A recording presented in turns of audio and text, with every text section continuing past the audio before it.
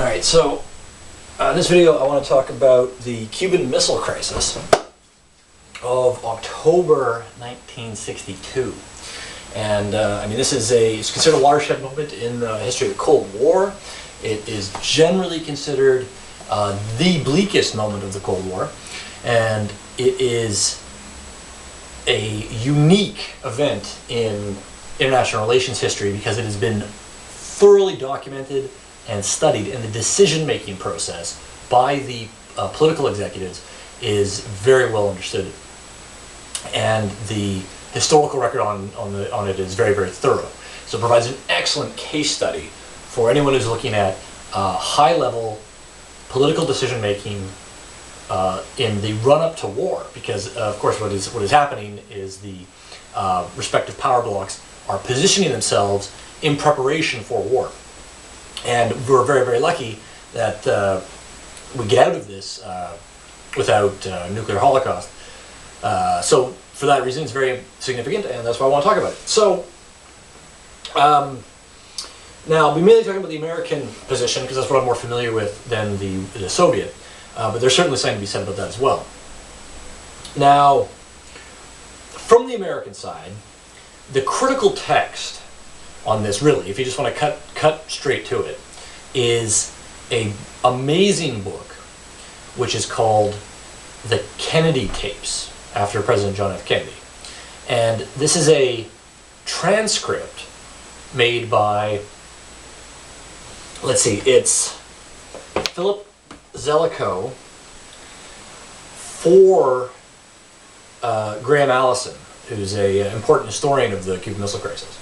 And Zelikow got access to the Kennedy tape archives and was able to create this transcription, which is not perfect, but it's a very I mean, really, like I say, it's a one-stop shop if you want to see what the Executive Committee of the National Security Council was doing during the crisis. So what happened was, the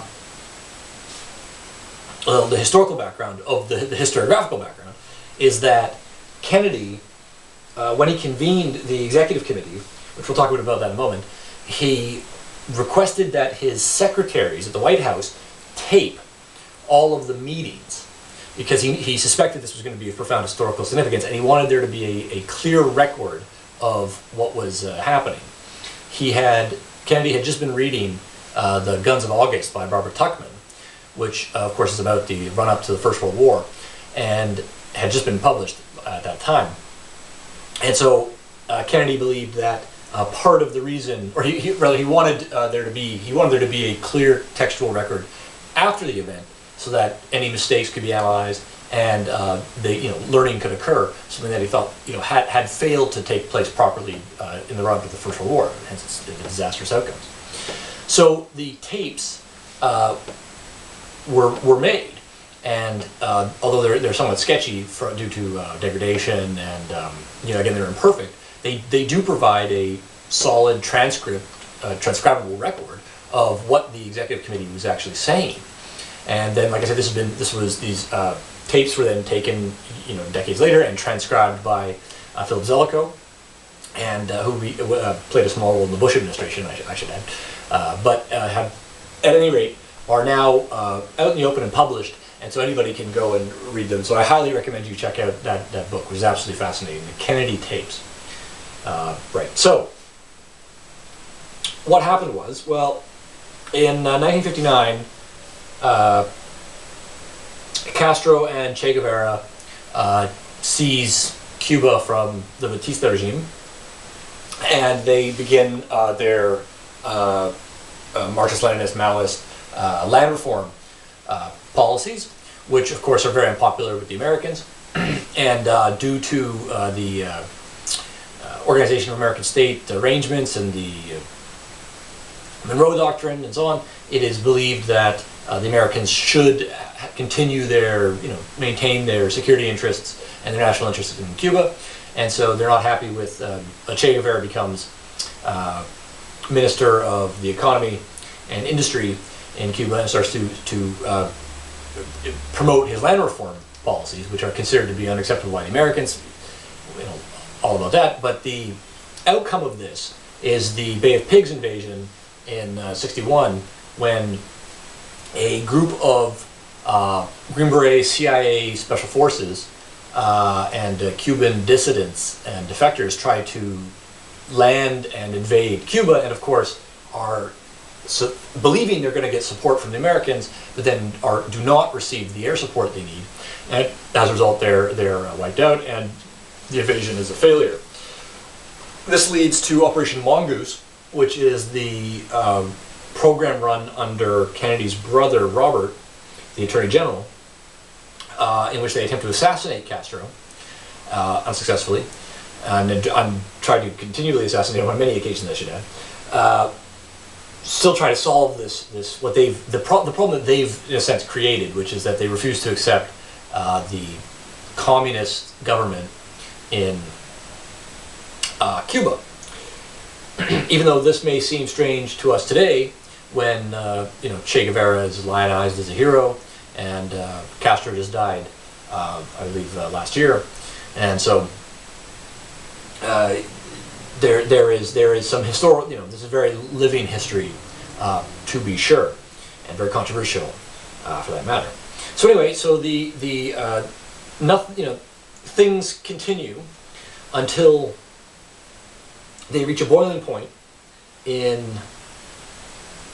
basically the middle of October 1962, when what has happened is in September, the Soviet Union, aware that the Kennedy administration is desperately trying to eradicate Castro, trying to topple the Castro regime, has decided that, and being allied as they are, Khrushchev is allied with Castro, so with the Cuban communists, and the Soviets decide to take it under, take Cuba under their wing and protect them from American aggression. So what they do is they authorize the construction of nuclear missile silos on Cuban territory, as well as other infrastructure related to Soviet military hardware, so anti-aircraft gun platforms and airstrips for bombers, nuclear capable bombers, and so forth. This is discovered, they started doing this in September 1962, and due to some very interesting failures in the Soviet Missile Services Organization system, which are thoroughly explored by Graham Allison in his book, the very fascinating book, The Essence of Decision, and in the updated version by Allison and Philip Zelikow, the Soviets fail, their organization fails to properly camouflage the missile sites, even though this is a very dangerous move, naturally, since the missiles are not very far from the United States, and no doubt the Americans will react once they've discovered them, and in fact they do, in the middle of October, and they inform from U-2 surveillance flights over Cuba, they see the preparation areas for the missile fueling sites, and so they send this information to the White House, which begins the crisis, causes President Kennedy to form the executive committee, the famous executive committee of the National Security Council, which just from the for the record is composed of President Kennedy, Vice President Lyndon Johnson, Secretary of Defense Robert McNamara, Maxwell Taylor, the Joint Chief of Staff, Chairman of the Joint Chief of Staff, John McCone, Central Intelligence Director, McGeorge Bundy, National Security Advisor, Dean Rusk, Secretary of State, and Dillon, who's the Treasurer, and they're also assisted by other personages, including Paul Nitz, who is McNamara's deputy, and Llewellyn Thomas, who's the ambassador to the Soviet Union. And amongst other people, they bring in advisors who don't actually sit on the committee, but are there, including former Secretary of State Dean Acheson, and also including former President Eisenhower, to advise. So this is a top-level cabinet group that's meeting to discuss what they're going to do about the missiles in Cuba. So what they very quickly realize, and a lot of this history is coming from two sources really. So besides the excellent secondary work by Allison and Zelikow, you have the memoir by Robert Kennedy, who was also on the security of the XCOM, 13 Days, his brief but insightful memoir. The work of Robert McNamara, particularly the book Wilson's Ghost, which covers quite a bit of the decision-making related to the Cuban Missile Crisis, which McNamara was intimately involved in. And he has also been featured in a fascinating documentary by Errol Morris, which is called The Fog of War, describing his career, of which a good portion of that is dedicated to the crisis. So there's again, this is very, thoroughly documented, especially from the American side. Now for the Cuban side, there's also some good secondary research, and the Cuban side is often underlooked in this. They have, of course, play a very important role, and they're not simply pawns in the great power struggle. So there's real give and take taking place. And then from the Soviet side, I do have Khrushchev's autobiography, memoirs around here somewhere, which are discuss this as well. So now the Americans are in an interesting place here because they're coming at this problem from they perceive what's happening in Cuba rightly as a product of the Cold War, and their response is orchestrated by their expectations about what moves they can make, what political moves they can make that will influence the rest of the broader global Cold War struggle.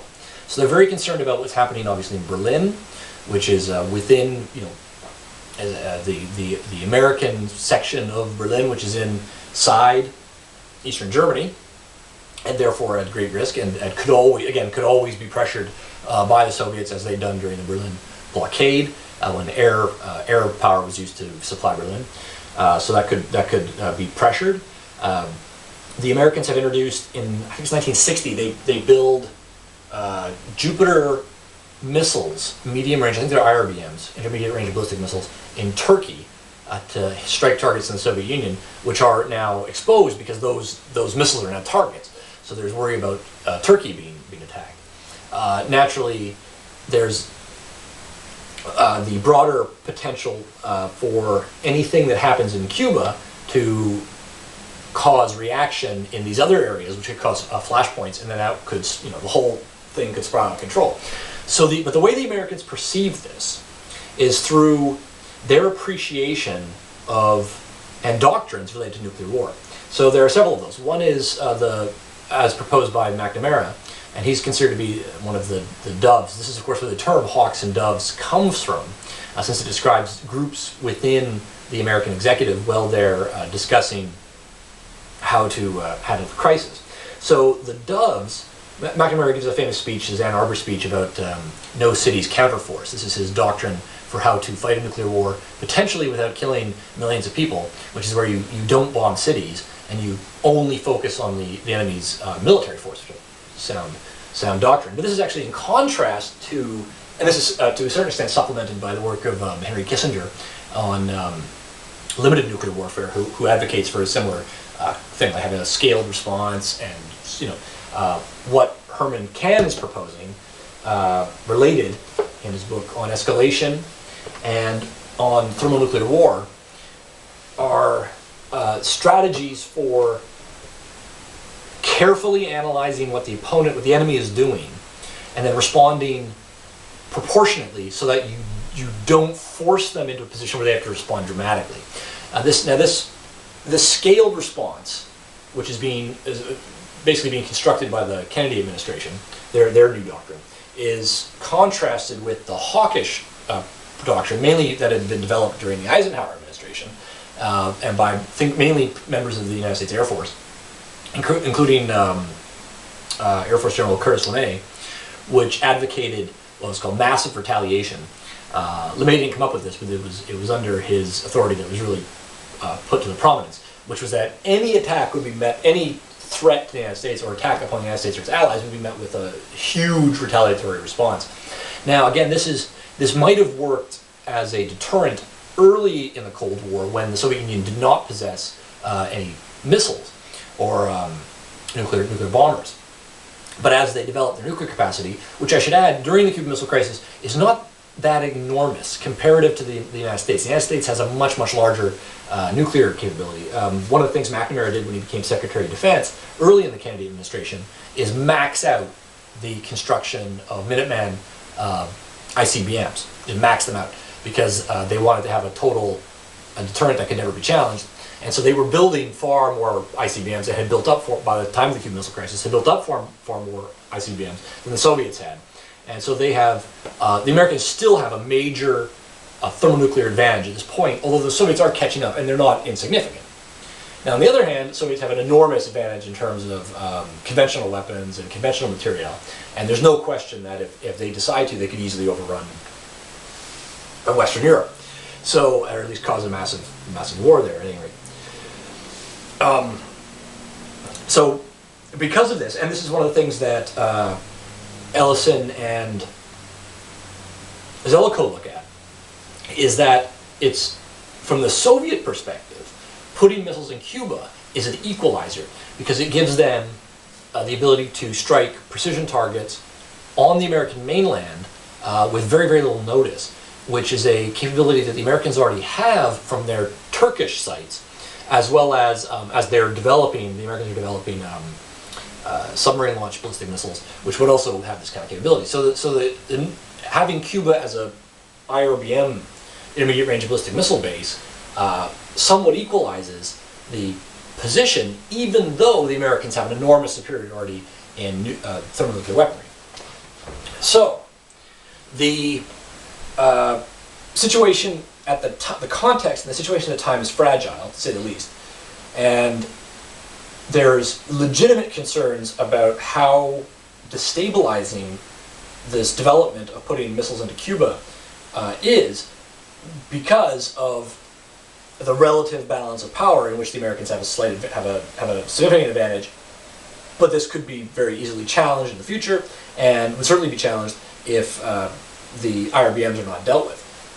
Now, on October 16th, which is the day the National Security, the Executive Committee is formed and meets, it is quickly realized, McNamara notices, for example, from the photographs, that there are no razor wire fences yet around the missile sites. And he concludes from this that there's no possible way the Soviets have delivered warheads yet, because if the sites are, he doesn't believe that the Soviets would be willing to put warheads into Cuba unless they have the ability to control them, and that they would not risk losing them to the Cuban communists. And therefore, the bombs are not there yet, the actual warheads. Now, it turns out that McNamara was wrong, in that later information was revealed as the crisis develops. The Soviets nuclearized Cuba like crazy, so they put tactical weapons in, which would be used in the event of an American invasion, could be used on the beaches. They put in bombs for the bombers that they were putting in, as well as the warheads that were coming for the IRBMs. So Cuba would certainly have been a platform for retaliating against the United States had there been an invasion. Now, this side, the Americans at the time are not certain about, but they definitely suspected, and this is revealed from the transcript. At any rate, so as the crisis develops, the Americans decide, the Kennedy administration decides that their response will be to blockade Cuba, not to prevent the delivery of the warheads. Now, they can't call it a blockade because a blockade is an act of war, so they call it a quarantine, but it's a blockade. This is similar to the exclusion zone that the British will set up during the Falklands War on the Falkland Islands.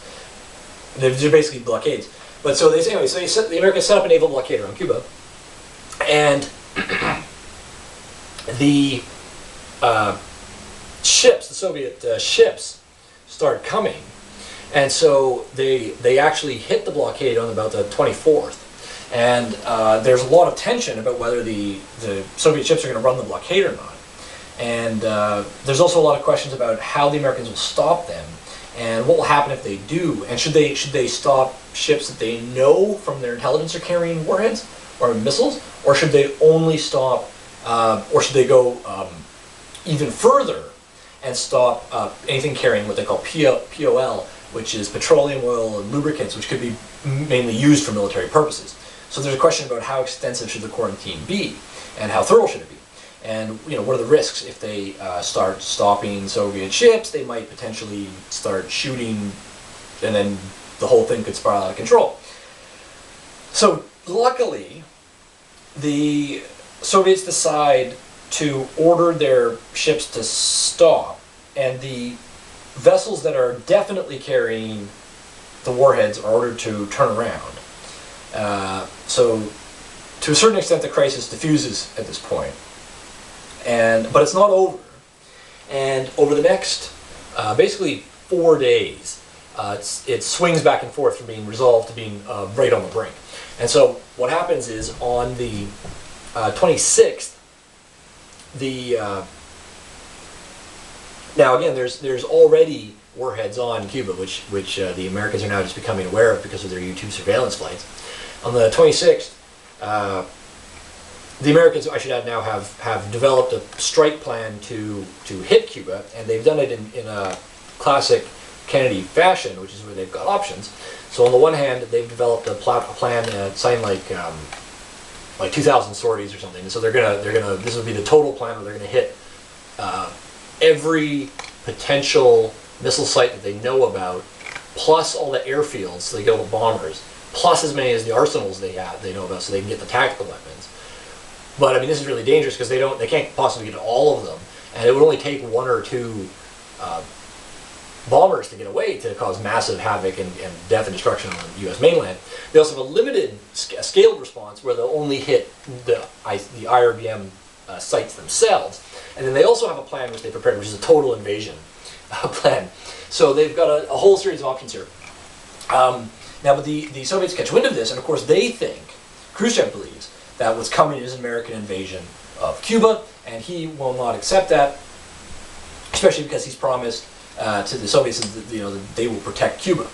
So now, as McNamara reveals, it's at this point that Khrushchev sent, and his advisors sent 2 letters to Kennedy, one of which is a very poetic letter in which Khrushchev says, we have to stop, and if we do not cease pulling on this rope of war, we'll have to cut the knot, the Guderian knot, the Gordian knot, and this will mean basically nuclear war. And so we can't do this. We have to cease. We have to scale back, de-escalate.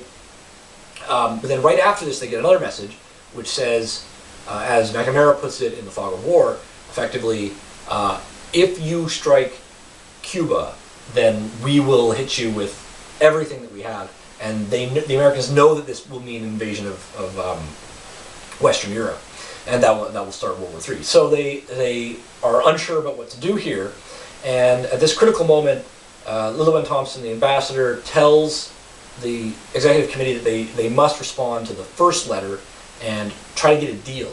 And so through a backroom channel, they're actually able to get this deal, which is that the Turkish missiles, the Jupiter missiles in Turkey, will be pulled out. They were scheduled to be decommissioned anyway, and they will be to be replaced by the submarine-launched ballistic missile systems. But so they'll be pulled out secretively, and as a result, the Americans will guarantee not to invade Cuba and will lift the blockade. And on this is basically agreed on the 27th, when they're sitting at a less than, they had a 48-hour deadline. Now they're down to about, they're down to a 24-hour ultimatum. And so they're right at the brink here. They're able to de-escalate and come to an arrangement whereby the Cuban regime is protected, the nuclear is denuclearized, and the missiles in Turkey, the threatening missiles in Turkey, are also removed. So the good news is that everybody wins, and because of the